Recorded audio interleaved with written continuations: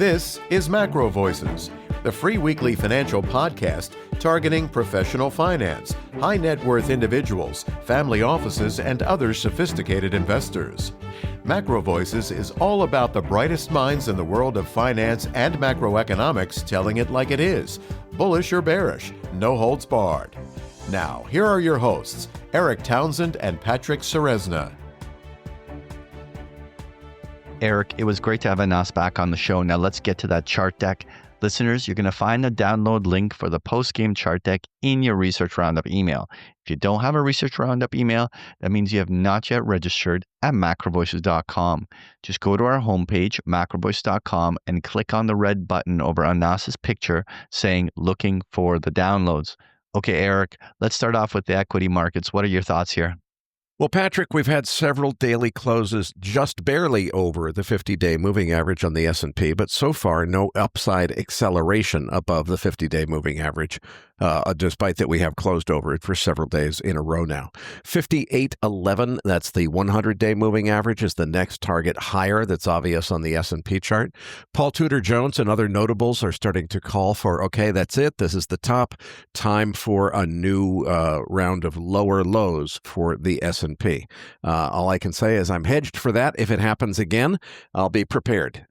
Well, Eric, what's on everyone's mind is asking the question, is this a new bull market or is this a bear market rally that's going to trap all investors?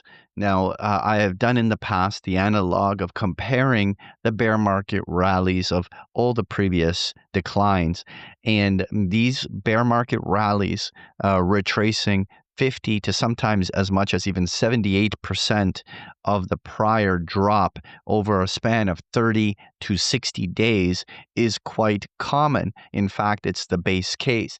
We are at a situation where this is not yet proven that this is a bull market. All we've had was a liquidity event to the downside, a scare from the tariffs, and now a reflexive rally that has been pretty significant. The question now is, will this roll over? Now, I think that this could easily last into the middle, into late May, and maybe we can even see 5,800 temporarily on the upside of the market.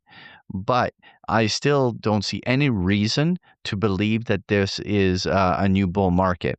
I think that as soon as we've exhaust the upside and the systematic buying that's coming in here from vol contraction and other things that is happening will inevitably peter out, and then the market will be in a position to start rolling over. I don't think it's an immediate risk.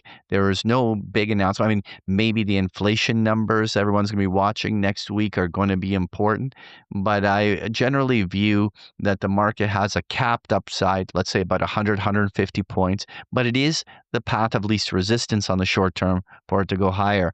Inevitably, a return back down to the lows of April, I think, are in store going in the second half of going into the second half of the year. It's just a matter of timing. When does this upside impulse run out of steam? All right, Eric, what are your thoughts here on the dollar? Well, Patrick, we're consolidating between 99.50 and 100, so just barely below 100. I think the market's likely coiling up here for the next move up or down. My base case is that will be a move lower to the downside, continuing the well-established downtrend. On the other hand, we do have to be on the outlook for an overdue counter-trend rally here. So a counter-trend relief rally could happen at any time to the upside, take us back up 5 points higher before this bear market resumes. But I do think that we're in a significant downtrend now. That's the major trend. So that's my base case for the next move. Well, Eric, we had an incredibly oversold dollar, and it was due for some sort of a retracing bounce. A move back to 101, 102, where the 50-day moving average is a very typical reaction to an oversold condition. And yet, the dollar remains so structurally weak. The bounces have no follow through. There's no buying. At this moment, you want to respect that the prevailing downtrend is the dominant one. Now, do I think that therefore there's another leg down coming imminently? Well, it doesn't necessarily mean it has to be imminent, but at least so far, there's not a very good bull case to be made from the price action itself. At this moment, some short-term strength back to 101.02 would be a given, but if the longer this takes to get up there, the more likely that going into June, July, another round of weakness can emerge. All right, let's move on to crude oil here. Well, Patrick Annas already covered the fundamentals brilliantly, Patrick, so let's hear your technical analysis view of this oil market. Well, while there certainly is a bull case to be made inevitably on crude oil, the price action continues to be incredibly weak. We continue to trade along 52-week lows, every rally failing and clear distribution still dominant. There are measured moves down into the low 50s, and so this continues to be a vulnerable market on the short term. Now, overall, I don't think crude oil is going to spend much time down here. And therefore, inevitably, if it gets oversold enough and gets low enough, I will certainly dabble with buying the dip, looking for a reaction. I think that overall, they're much more likely that we're going to see consolidation in the mid 60s for a better part of the year. And so this temporary dip down into the 50s will ultimately be a buying opportunity. But on the very short term, it likely can still get worse. At least there's no evidence on the charts that there's any new accumulation or new buying underway. So we have to respect that the prevailing downtrend remains the dominant one. All right, let's touch on gold here, Eric. Well, Patrick, as a gold bull, I would frankly prefer to see this bull market slow down a little bit just to reduce the blow-off top risk. But it seems that it wants to just buy every dip, and hey, the trend has been our friend. I'm not going to fight it. I do remain very bullish long-term, and I'm hopeful that this bull still has plenty of room to run to the upside. But I'm increasingly concerned that we are headed for a blow-off top sooner or later. I think potentially still a couple thousand points higher before we get to it. But it's coming sooner or later. It's famously difficult to anticipate and predict when a blow-off top is going to occur. So I think we're starting to gamble with a much more challenging trading environment here. Well, gold didn't waste any time bouncing off that 3,200 area and attempting a retest of its previous highs. Now, we had a couple of days here of a little bit of selling, but as far as I'm concerned, as long as it's bought on dip and it stays above 3,300, then a breakout to an all-time high is the path of least resistance. This remains a primary bull trend. So the question that many have is, well, where is the reversal point? What would have to happen for gold to begin a bigger correction? Obviously, there would have to be some fundamental macro conditions like Chinese buying and other things that would have to accompany it. But to me, a breakdown of 3,200 remains the kind of pivot level where a bigger and more extended distribution cycle could get underway. That it also is where the 50-day moving averages, and so it's a very logical place to watch for the pivot. So we're watching at this point whether the weakness of the last couple of days is bought on dip for that prevailing trend to break to a fresh new 52-week high. All right, and let's wrap up, Eric, with just taking a quick look at uranium. What are your thoughts? Well, Patrick, with the major ETFs up more than 30% off their lows, with URNM closing above its 100-day moving average for the first time since early December, I think it's pretty clear now that this bounce has legs. At this point, I think a major downside broader market risk, if Paul Tudor Jones is right about the S&P eventually moving to new lower lows, that's going to be the big threat to uranium stocks, is broad market pressure. All other factors look bullish to me at the moment. Now, Patrick, the ultimate sentiment indicator I'm waiting for is to see you tell your big picture trading members that it's time to go long URA call spreads, which is the way that I'm guessing that you would play the upside in this market. I know you've been watching for much more of a technical reversal and clear signs of upside accumulation patterns.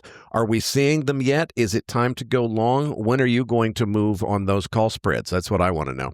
Well, Eric, this is the first positive price action we've seen in uranium in a while.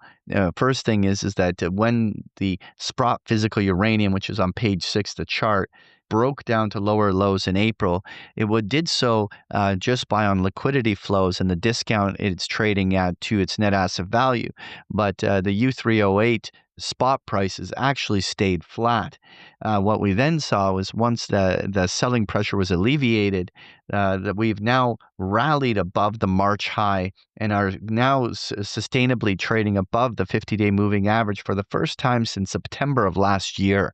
The big puzzle to solve here, is this a bigger turning point, or is it just a bear market rally like we potentially are seeing in the equity markets?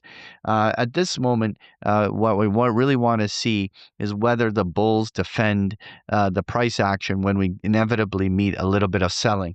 But this certainly has the backdrop of what could be a basing and bottoming formation.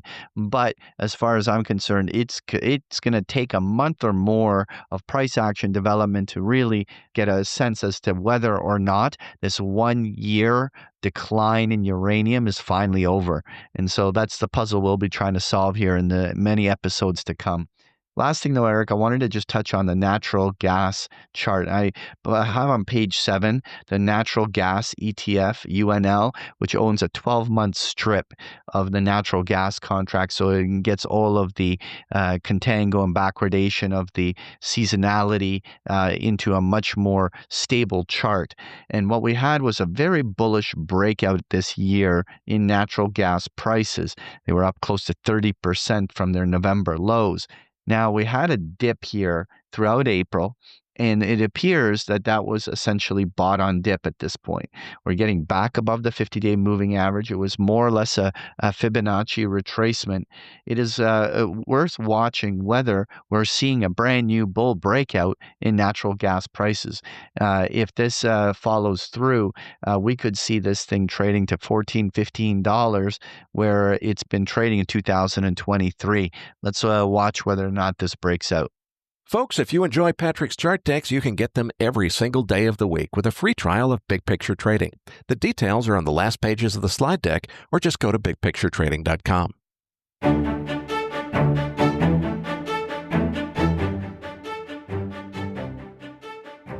That concludes this edition of MacroVoices.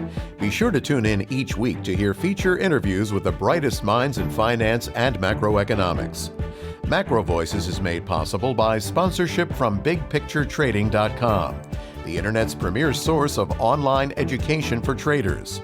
Please visit BigPictureTrading.com for more information. Please register your free account at MacroVoices.com. Once registered, you'll receive our free weekly Research Roundup email containing links to supporting documents from our featured guests and the very best free financial content our volunteer research team could find on the internet each week. You'll also gain access to our free listener discussion forums and research library. And the more registered users we have, the more we'll be able to recruit high-profile feature interview guests for future programs. So please register your free account today at macrovoices.com if you haven't already. You can subscribe to MacroVoices on iTunes to have MacroVoices automatically delivered to your mobile device each week free of charge. You can email questions for the program to mailbag@macrovoices.com, and we'll answer your questions on the air from time to time in our mailbag segment. MacroVoices is presented for informational and entertainment purposes only. The information presented on MacroVoices should not be construed as investment advice.